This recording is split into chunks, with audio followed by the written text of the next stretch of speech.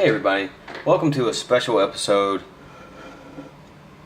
of investing in magic and why you should. Now I've wanted to make this video because there are a lot of videos out there about investing in magic. So this one's not going to be any different other than why you should invest in magic. And from my own personal experience, I have had substantial gain. Now, I'm not talking about the hoarding strategy. This is purely just for hobby. It's not going to cost you a lot of money. It's really not. You can still enjoy the game. You don't have to panic if prices are suddenly changing. This strategy is actually a similar strategy to just about any other financial market. Stocks, bonds. Actually, stocks and bonds are a little bit more complicated because there's more control of the upper hand. But in regards to art and cryptocurrency, I can honestly compare cryptocurrency. I've used the same strategy for cryptocurrency and have made similar profits. But by far, these investments have been the best from any investment that I've made. So I'll just give you a little example of my portfolio. Some of these cards are, now this is just a very small sample of my portfolio. You can pause the video if you want to take a look at some of these cards.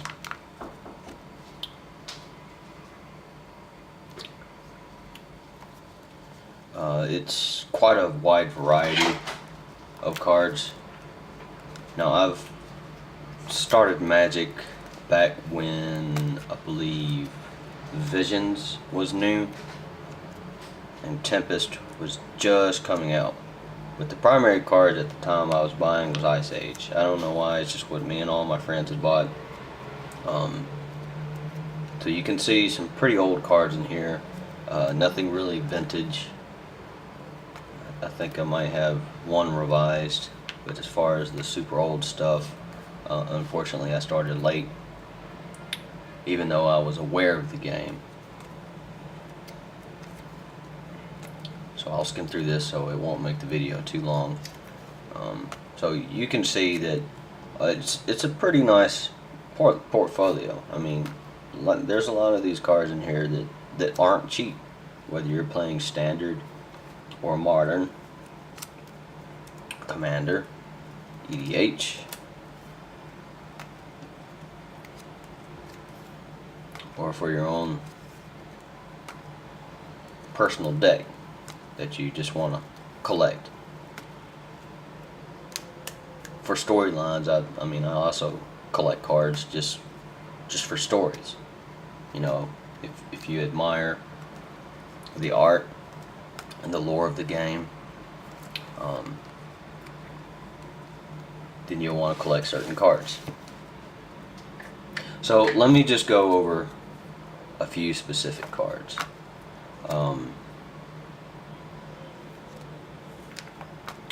Tarmogoyf. Tarmogoyf is widely known to be a very expensive card. I picked this up as a single. Yes, I did pay a lot for it, but you got to think about when you start buying single cards, you have to buy them at the right time, and that's usually when a new series is going to come out, or if the price is crashing. Now, don't be afraid if the price, just because the price is crashing on a card, does not mean necessarily a bad thing. That means it is a perfect opportunity for you to pick it up. Now, my most successful strategy is going for the long-term price. If you go for the short term, you're going to get screwed every time. So So example, I bought this card earlier last year. Yes, I did pay a lot for it, but I'm probably never going to get rid of this card, at least for the next 20 or 30 years. So as old as this card is going to get, it's only going to increase in value, because you have to not only look at this as a game. This is art. Art appreciates in value. I mean, even the worst cards in the older series, even in vintage, is worth a lot of money because they're harder to come by. I'll give you another good example. If you're into buying boxes, fat packs, booster boxes, cases, whatever, you'll come across commons. It's very easy to come across commons. Now this is a Lotus Petal. Back in the day, this card was only worth about 25 cents. Your typical common price for a card. Your typical value for a common card. Nowadays, if these are mint, these are worth about, I don't know, anywhere from $3 to $5 each. So this is the exact kind of strategy I'm talking about. If you hold on to these cards, now understand desperate times may come where you need some money and sell some stuff. But I'm telling you, if you get rid of these cards, you're gonna regret it. Understand, if you have to do it, by all means, if you have to do it, if you have to sell your cards to feed your kids, go right ahead. Family comes first. But as a financial goal, do not sell these cards just to, I don't know, get some new rims for your car or buy a PlayStation 4 or whatever. You want to hold on to these for as long as possible. I'll give you another example. Scroll rack. Back in the day, this was only worth about $5. Nowadays, they're worth close to $20 to $30 each. For some reason, I just had so many, even for Lotus Petal, I've got so many of these back in the day, I would just destroy them. I would just throw them around like playing cards, you know, tag them on walls with glue, folders. But I was, it was just throwing money away. Let me see if I can give you Reanimate. There's another example. A lot of these are going to be newer cards, which they will not hold as much value right now, but in the long future, they most likely will, unless they continuously get reprinted. But that's hard to tell what Magic's going to do. If there is indeed reprints that will occur, you can start to play the markets more actively. But what I do is I buy a fat pack, I buy a booster box. Upon release of the expansion, I take it from there. I get what I get, I hold on to it. If I get something good, that's great. If I get something bad, okay, I'm going to hold on to it no matter what. Now the thing is, when you get new cards on release, certain cards are going to be worth a lot of money. Give you an example. Gideon. This is a promo Gideon.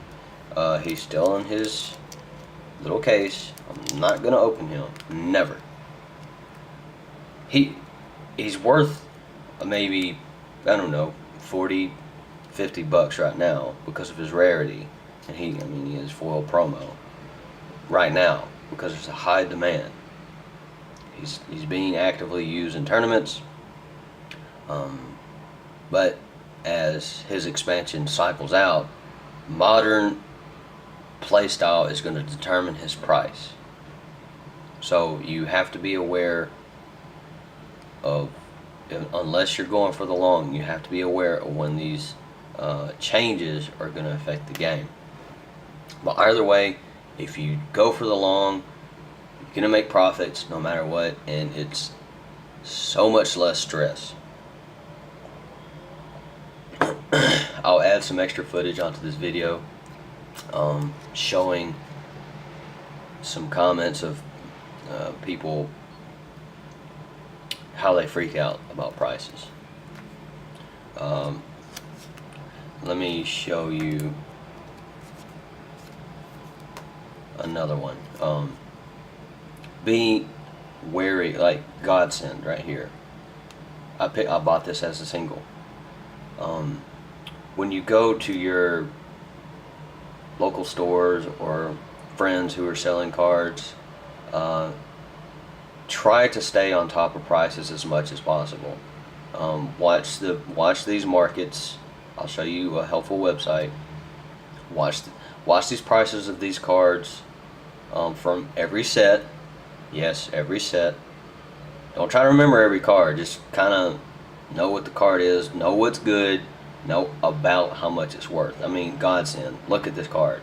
+3/+3 in equipment. If it blocks or it becomes blocked, a creature gets exiled. An opponent can't cast an exiled card. Buy Godsend. That is an incredible card, and it's not easy to forget how good it is. So, with that being said, I found this at a local vendor here in Manila, and it is authentic. I'm not going to buy crap. I'm not going to buy counterfeit cards. I bought this for 80 pesos. That's less than $2. Okay? Card's worth maybe $3 or $4. So you can sometimes catch these good deals.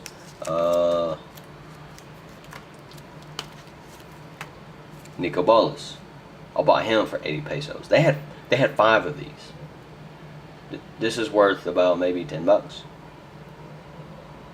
Just because you can capitalize on someone else's mistakes, but respect the person. Do not exploit other people. Okay? Because if you do, you're not going to make friends. You're going to lose your trade opportunities. You're going to lose your buy opportunities. Understand that profit is the goal, but come on, people, don't get greedy. Don't get like people on Wall Street, where they're making millions of dollars every day and trying to get out of paying taxes. It's just, come on, be respectful to the market. Even lands, yes. When I returned back to Magic, I quit as I think Prophecy was coming in, but you know, I collected a lot of Unglued because it was the first expansion of its type, and it was just fun to collect, and it was a different play style. But even these lands, being as common as they were back in the day, they were treated as crap. It's just another land. Now when I came back into Theros, the prices of these lands, islands in particular, were worth anywhere from $7 to $10 each. You know, we're talking about a land. You're talking about a 10-cent card back in the day. That is a significant profit gain. Now, we understand that Battle for Zendikar has come out recently, and full art lands were massively produced. Now that is likely to be a special set because Zendikar was almost exactly the same when it came out. But even if you did buy into Zendikar recently, hold on to those lands. You know, don't let people tell you that all lands are not going to be worth anything. Lands from vintage are worth a lot. You know, lands from certain sets are worth a lot to somebody. Yes, I said it. If somebody, see, this is a collectible card game. If somebody's putting together a deck, and they want certain art types of land from certain sets, they will buy it, and they will pay a price, even if it's worth more than what the market value says, because that is how art is traded. Art is worth as much as somebody is willing to pay for it. And that is why Magic the Gathering is worth investing to, because this game has become more popular now than it was when I started. So especially for you young kids, if you want something to hang on to, even your toys, hang on to them. See, Wasteland, for example. This is a crap card back in the day, 50 cents to $1. It's worth like $70, 60, $70, mint condition. Kiora, on the other hand, Xenagos, on the other hand, they were worth a lot when the expansion came out. Right when they came out. But they were not being used in tournaments, because the demand said that these cards aren't winning me anything, I'm not going to buy them, I'm only going to sell. Yes, they may not be worth nothing now, but if you go the long, these things are going to be worth something. Even if this card is worth $2 right now, 5 to 10 years from now, it might be worth $7 or $8 alone, because they're the rarity of these cards. I'm going to continue showing some more footage on some websites, so stay tuned for more as I add in.